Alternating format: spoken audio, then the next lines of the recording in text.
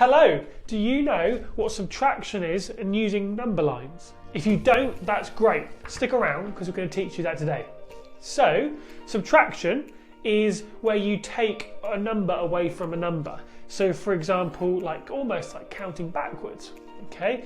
But today we're using number lines, which is this thing, as it helps you how to count, okay? So, let's do a sum like 5 take away 3. And to use this, all you do is you start on the number 5 and you go back 3. So you go 1, 2, 3. So 5 take away 3 equals 2 because it's landed on number 2. And that is how you use a number line for subtraction. So let's do another sum, but you answer it this time. 4 take away 2, okay? So start on the number 4 and you go back twice, okay? What number do we land on? Yes, well done, we land on 2. Let's do it together. So 1, 2. And that is why the answer is 2 again.